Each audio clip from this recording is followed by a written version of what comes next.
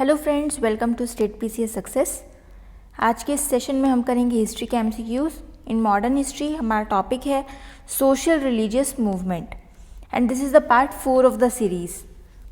सो अगर किसी ने जो प्रीवियस पार्ट्स आए हैं इसके पार्ट 1, 2 एंड 3 अगर ये नहीं देखे हैं तो ये देख लें, because it is important for your exam. This chapter social religious movement is very important. अब चलते हैं, शुरू करते हैं आज का सेशन। हमारा फर्स्ट क्वेश्चन है, the name of D K. Karve of the western India figures in the context of which of the following. So यहाँ पे इस क्वेश्चन में क्या पूछ रहा है, यहाँ पे पूछा जा रहा है कि जो नाम हम सुनते हैं डी.के. कार्वे का, ये हम किस रिस्पेक्ट में सुनते हैं। हमारे ऑप्शंस हैं सती प्रथा, infanticide, women education, widow remarriage. So इस क्वेश्चन का राइट आंसर है वुमेन एजुकेशन। हम वुमेन एजुकेशन के रिस्पेक्ट में डी.के. कार्वे का नाम सुनते हैं एंड इन्होंने फर्स्ट यूनिवर्सिटी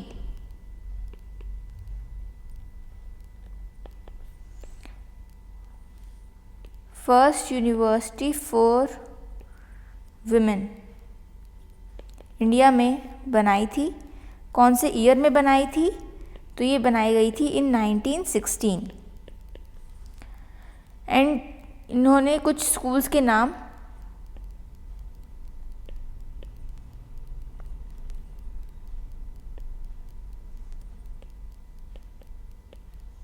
जिनको बोला गया कन्याशाला।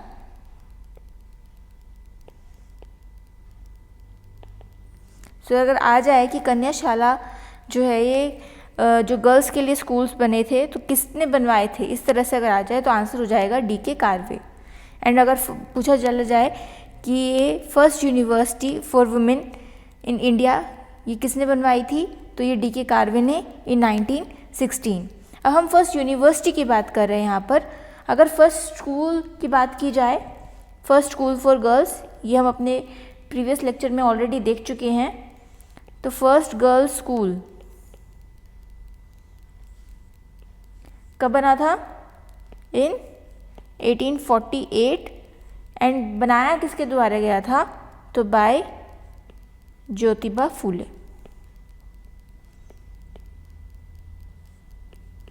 सो these were some important facts. First university D K. Karve ने बनवाई थी 1916 में। फर्स्ट गर्ल्स स्कूल 1848 में ज्योतिबा फूले। एंड जो कुछ स्कूल्स जो थे जो गर्ल्स के लिए बने थे तो उनको कन्याशाला बोला गया, जो कि डी.के. कार्वे ने ही बनवाए थे। फर्स्ट यूनिवर्सिटी भी वुमेन के लिए एंड कुछ स्कूल्स के जो नाम कन्याशाला। तो ये चीज़ आपको ध्यान रखनी है, डी.के. कार्वे का कहीं पे भी नाम आ जाए तो वुमेन एजुकेशन से आपको रिलेट करना है। अब चलते हैं अपने नेक्स्ट क्वेश्चन पर। Next question is, who declare sati illegal. Sati को इलीगल किसने डिक्लेयर किया था?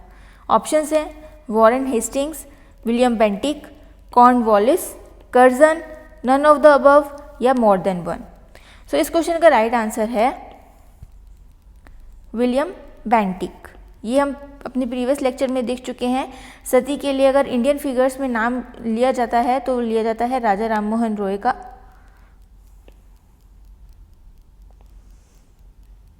इनका बहुत बड़ा योगदान था जिसकी वजह से आया सती प्रोहिबिशन एक्ट।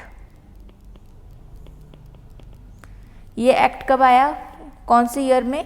तो ये आया 1829 में।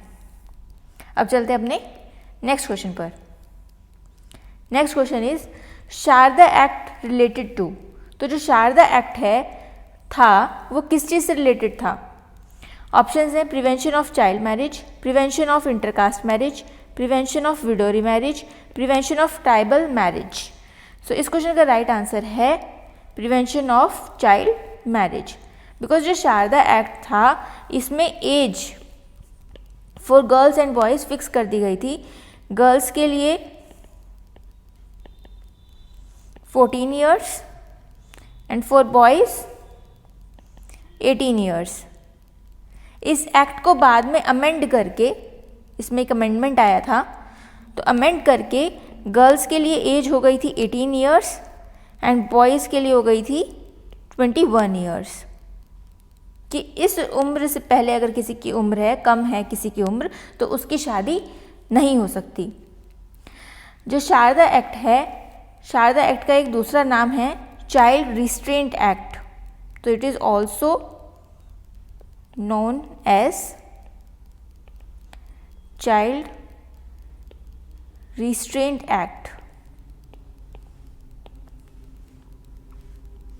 एंड ये एक्ट आया कब था? तो ये आया था 1929 में। सो शारदा एक्ट से रिलेटेड ये कुछ फैक्ट्स थे। अब चलते हैं अपने नेक्स्ट क्वेश्चन पर। Next question is in which year was native marriage act passed?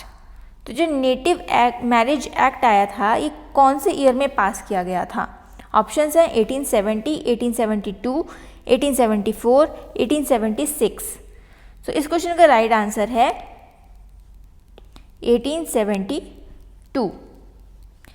जो नेटिव मैरिज एक्ट था इसके पीछे योगदान जो था वो केशव चंद्र सेन का था।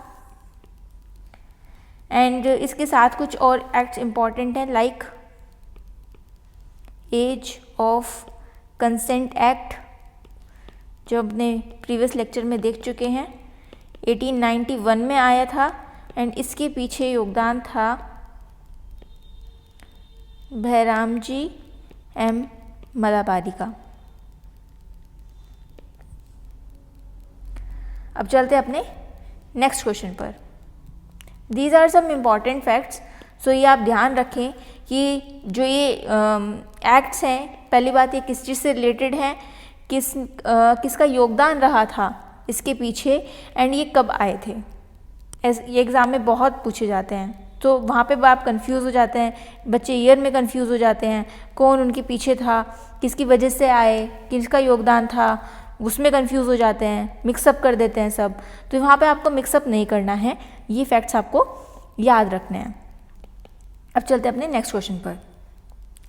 Next question is what did the act 5th of 1843 make illegal? तो जो एक्ट 5 था 1843 का, इसने किस चीज़ को इलीगल बना दिया, घोषित कर दिया इलीगल? ऑप्शंस हैं चाइल्ड मैरिज, इन्फेंटिसाइड, सती, स्लेवरी। सो 1843 वाला जो ये एक्ट आया था, जिसको हम एक्ट 5th ऑफ 1843 भी बोलते हैं, इसने स्लेवरी को एबॉलिश कर दिया था। तो slavery was made illegal, slavery को इलीगल घोषित कर दिया गया था इस एक्ट के थ्रू।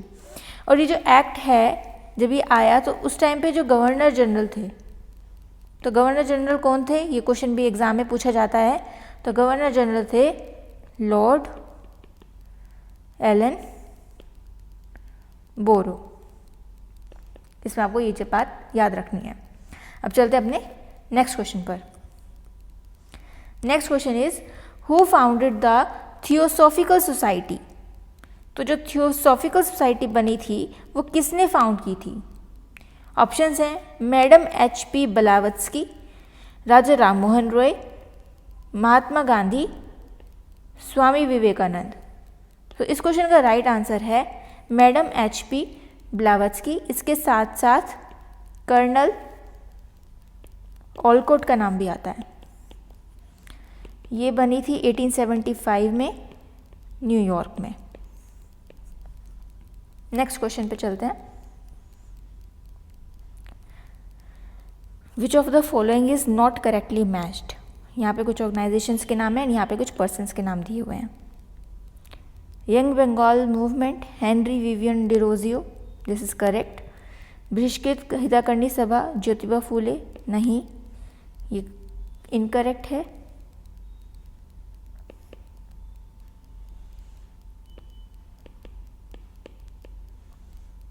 BR अम्बेडकर इसका राइट आंसर है। And rest of the options are correct. Theosophical Society, Colonel Olcott, and United Indian Patriotic Association, Syed Ahmad Khan. तो इस क्वेश्चन का आंसर हो जाता है हमारा ऑप्शन B, बिकॉज ये यहाँ पर इनकरेक्ट था। नेक्स्ट क्वेश्चन पर चलते हैं। MC सेतलवाद, BN Rao and अलादी Krishna Swami Iyer were distinguished members of the Swaraj party, all India national liberal federation, Madras union labour, servants of Indian society. तो यहाँ पे इस क्वेश्चन का राइट आंसर है सर्वेंट्स ऑफ इंडिया सोसाइटी। इसके फाउंडर थे गोपाल कृष्ण गोखले।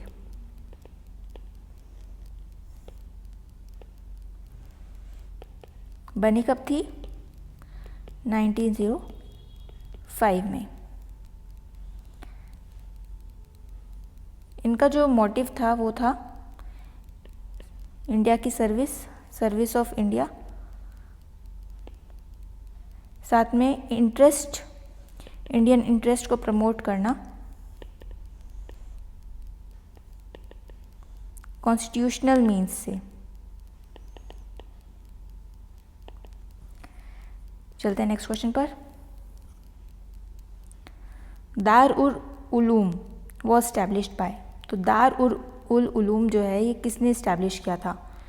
मौलाना शिबली नुमानी, मौलवी हुसैन अहमद, मौलाना अहमद रिज़ा खान, मौलवी अब्दुल्ला चक्रलावी। सो इस क्वेश्चन का राइट आंसर है मौलाना शिबली नुमानी। कहाँ पर? एट लखनऊ इन 1898। चलते अपने नेक्स्ट क्वेश्चन पर। हाली सिस्टम कंसर्न। तो हाली सिस्टम जो है वो किससे रिलेटेड था? किस चीज़ को वो कंसर्न करता था? किसके रिस्पेक्ट में हम हाली सिस्टम का यूज़ करते हैं? ऑप्शंस हैं bonded labour, exploitation of peasants, untouchability, illiteracy. So इस क्वेश्चन का राइट आंसर है बॉन्डेड लेबर। तो कहीं पे भी आप हाली सिस्टम को अगर देखें तो उसको आपको बॉन्डेड लेबर से रिलेट करना है, that it is related to bonded labour. इसी के साथ आ जाते हैं हम इस सेशन के एंड पर। तो अगर आपको ये वीडियो अच्छा लगा है तो प्लीज़ इसको लाइक करें, शेयर करें अपने फ्रेंड्स के साथ, and please subscribe to state PCS success. And thank you for listening. और अब मिलते हैं आपसे नेक्स्ट सेशन में। तब तक वीडियोस देखते रहें, नोट्स बनाते रहें और अपने फ्रेंड्स के साथ लेक्चर को शेयर करते रहें। Thank you.